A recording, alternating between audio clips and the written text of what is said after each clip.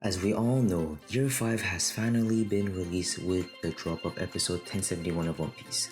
Luffy can now do a bunch of random stuff such as swinging Kaido around like a child who just got gifted a new toy from the dollar store with his new white-haired form, which is the awakening of the Hito Hito no Mi Mado Nika. However, you've read the title. Today we're going to talk about the truth surrounding the drop of episode 1071. Allow me to explain why this episode is a massive disappointment, and how it compares to the debut of Super Saiyan 1 and Ultra Instinct from Dragon Ball.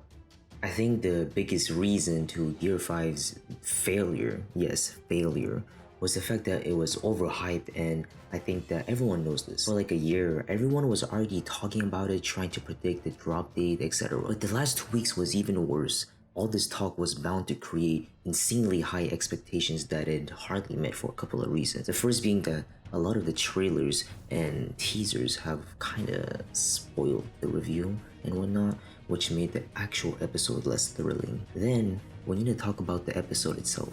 I think what everyone was expecting was some crazy animation of Luffy versus Kaido boxing, or on some Demon Slayer or Jujutsu Kaisen animation type level. But there was mostly Hiyori crying and a couple of flashbacks at the end, which cut the screen time of our rubber boy. And don't get me wrong, like, I love seeing that, like the actual story being animated, and I know that it's the actual chapter that's being animated actually has those components.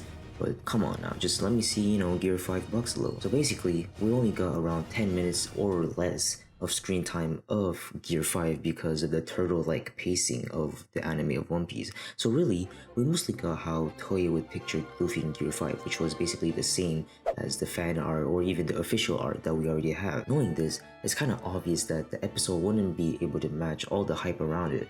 Therefore, it disappointed a lot of people, and I think that even the Zoro vs. King episode was way better than this one. However, I do believe that 1072 has the potential to surpass both of them. Now moving on, how does Gear 5 compare to Super Saiyan? When most people bring up Gear 5 and Super Saiyan in the same conversation, it's in terms of how iconic it is, so they should be pretty quick. Because there's no way, in no universes, in no timeline, where Gear 5 is more iconic than Super Saiyan. I'm saying it right now. Not even the Super Dragon Balls could make that happen. Sure, Gear 5 is very cool and important to the story of One Piece, but it won't really match Super Saiyan in terms of iconic it is, and I don't believe that any future transformation can do that. Super Saiyan is known outside of the Dragon Ball anime and just anime in general. Like, you understand how most transformations are basically the same formula: a different colored hair, a different colored eye, happens on the verge of death, big shiny aura, overwhelming strength. You might think that it's basic and even unworthy to speak of, but Super Saiyan 1 pioneered the transformation formula into the world of anime. Even Gear 5 is actually somewhat following this formula. Now moving on, let's talk about Ultra Instinct. Story-wise, I think that it resembles a lot to Gear 5, and I'm not just talking about the white hair. It's both the endgame transformations, as of now, of the biggest fight in their respective animes. Both MCs have been beat up a couple times by their opponent, etc. But let's not get it twisted. Ultra Instinct is superior on a lot of aspects.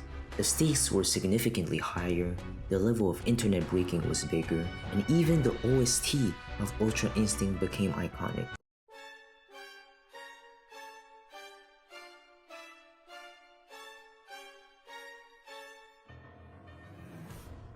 Now the biggest reason for that is Ultra Instinct was actually revealed in the anime first before the manga.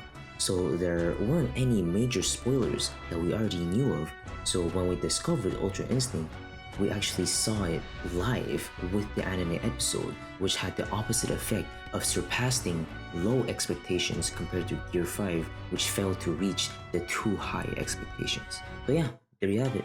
Don't get me wrong though, I think that Gear 5 is a sick and a great addition to the fight in the story of One Piece, but I got tired seeing all these sycophants who can't really admit that their series has flaws. Like the video and sub if you think that I'm right, and if you disagree, comment below why.